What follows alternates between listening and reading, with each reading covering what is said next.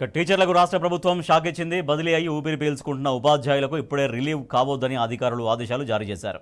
తాజా నిర్ణయంతో సుమారు 10,000 మంది టీచర్లు పాత స్థానంలోనే కొనసాగనున్నారు. వీరికి సెప్టెంబర్ దాకా రిలీవ్ లేనట్లే. మరి ట్రాన్స్ఫర్ చేసి ప్రయోజనం ఏంటని ఉపాధ్యాయ సంఘాలు మండిపడుతున్నాయి.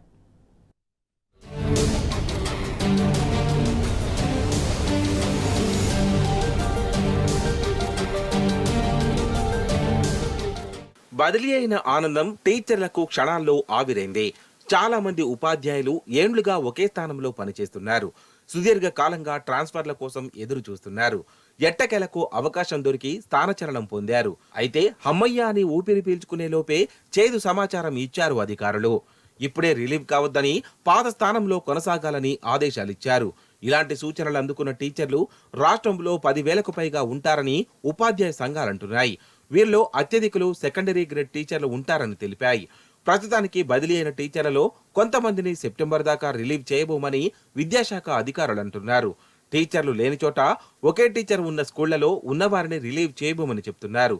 అంతవరకు బదిలీ అయిన వారు పాత స్థానాల్లోనే కొనసాగాలని సూచిస్తున్నారు.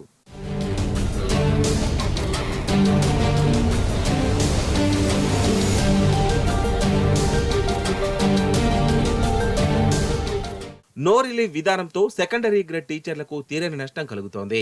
18,000 మంది టీచర్లకు పదోన్నతులు ఇవ్వగా వీరిలో 11,000కు పైగా హెచ్ఎంలు, భాషా పండితులు, పీఈటీలు ఉన్నారు. మరో 6,000 మంది ఎస్జీటీలు ఉన్నారు. కొన్ని స్కూళ్లలో 2-3 టీచర్లు ఉంటే ఇద్దరికి పదోన్నతి పొంది వెళ్లిపోగా మిగిలిన ఒక ఎస్జీటీ బదిలీ అయినా ఆయా టీచర్ను రిలీవ్ చేయలేదు.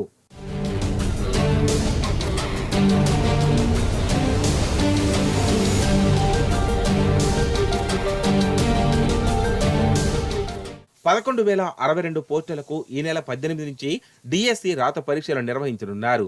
ఆగస్టు వరకు ఈ పరీక్షలు జరుగుతాయి. కీ పేపర్లు విడుదల చేసి ఫలితాలు ప్రకటించే వరకు సెప్టెంబర్ దాటుతుందని అధికారులు అంచనా వేస్తున్నారు. దీంతో బదిలీ అయిన టీచర్లు ఇప్పట్లో రిలీవ్ అయ్యే అవకాశాలు కల్పించడం లేదు. ఇక 1 నుంచి 10 మంది విద్యార్థులున్న బడులకు ఒక టీచర్, 11 నుంచి 40 మంది వరకు విద్యార్థులున్న స్కూళ్లకు 2 టీచర్లను కేటాయిస్తామన్న విద్యాశాఖ తాజాగా మంగళవారం దీనిని మార్చింది. 1 నుంచి 19 మంది విద్యార్థులకు ఒక టీచర్ను మార్చారు. దీంతో 2,000 స్కూళ్లకు ఒకే ఒక టీచర్ ఉండనున్నారు. ముందు ఒకలా చెప్పి తర్వాత మరొకలా వ్యవహరించడమేంటని ఉపాధ్యాయ సంఘాలు ప్రశ్నిస్తున్నాయి.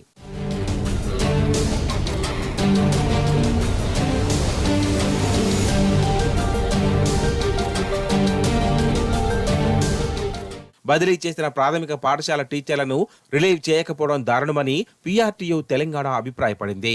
రిలీవ్ చేయనప్పుడు బదిలీ చేసి ప్రయోజనమేంటని ప్రశ్నిస్తున్నారు. రేషనలైజేషన్ నిబంధన పేరుతో రిలీవ్ చేయకపోవడాన్ని ఖండించారు. ఇది ఎన్జీటీలపై సవతి తల్లి ప్రేమను చూపడమే అవుతుందని మండిపడ్డారు.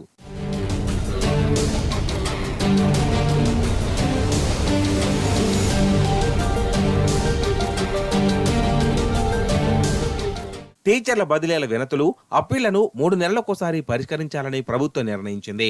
ఇందుకు సీఎం రేవంత్ రెడ్డి ఇటీవలే గ్రీన్ సిగ్నల్ ఇచ్చారు. దివ్యాంగులు, వితంతువులు, క్యాన్సర్ వంటి దీర్ఘకాలిక వ్యాధులతో బాధపడుతున్న వారికి బదిలీలో అవకాశం కల్పిస్తారు. ఇందుకు ప్రభుత్వం 3 సభ్యులతో కూడిన ప్రత్యేక కమిటీని నియమిస్తోంది. ప్రత్యేకంగా వెబ్సైట్ను అందుబాటులోకి తీసుకురానుంది. అర్హులైన వారు ఈ పోర్టల్లో ఆన్లైన్లో దరఖాస్తు చేసుకోవాలి. 3 నెలలకోసారి సమావేశమయ్యే కమిటీ ఈ దరఖాస్తులను పరిశీలించి ఆమోదించడం లేదా తిరస్కరించడం చేస్తోంది.